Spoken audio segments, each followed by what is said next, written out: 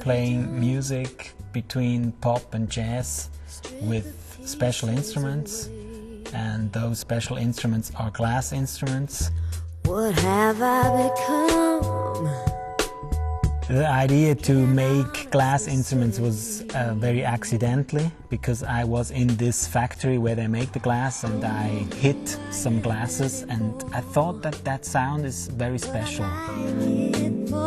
And in the beginning it was just that accident that I hit a glass in that company and said, oh, that sounds great. And then of course it's a great voice to Leonhart, which is Carolyn.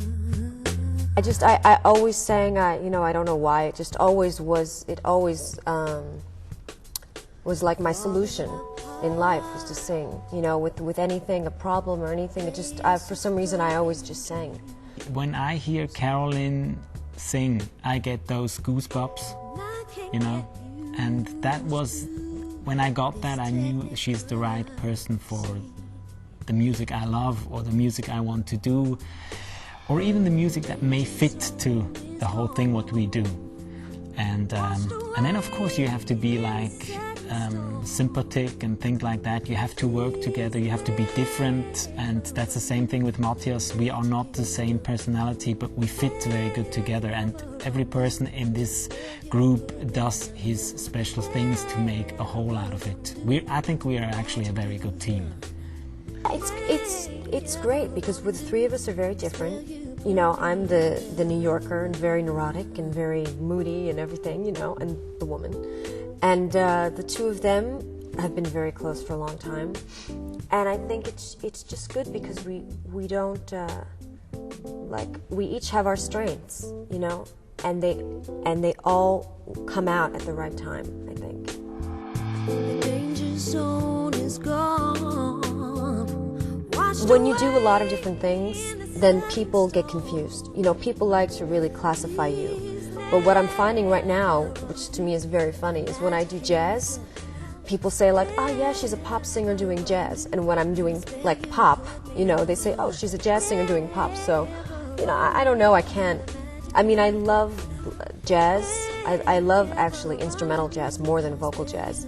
I sing, so I have to find my way into it as a singer. But I don't know what my style is, you know, I don't think about it too much because there's no point.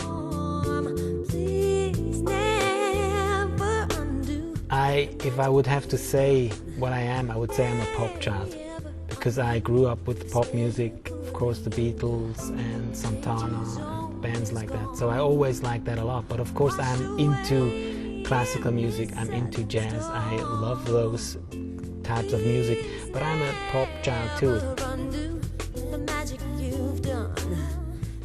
I can't really say that I only have one background. I have different backgrounds, and in some periods of my life that was more important, and sometimes another style of music was more important. So a lot of styles influenced me, I would say.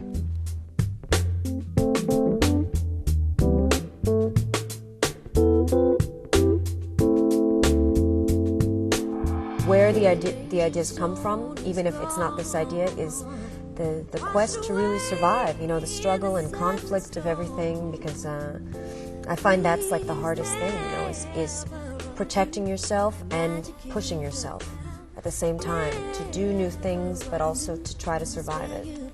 That's what I think, but you know, I live in New York, so maybe it's just there that that makes sense. I don't know.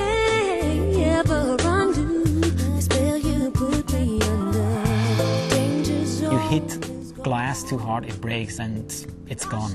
So you have to find out how you play on this type of instrument, and you also have to learn to phrase on it, because this is maybe the hardest thing. You can't really phrase on glass as you can on a vibraphone or on a marimba. It's much harder.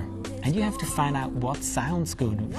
Sometimes we had a chord, a whole chord, like with 3 notes or even more notes, and suddenly we saw that if you only play 1 note, it's much better.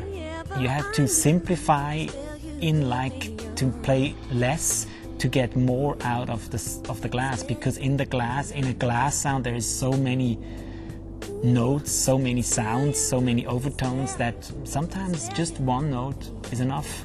And things like that we had to find out, and actually it's a secret. I can't tell you. Thank you very much. Sure. Okay, next stop, Stephan Diethelm.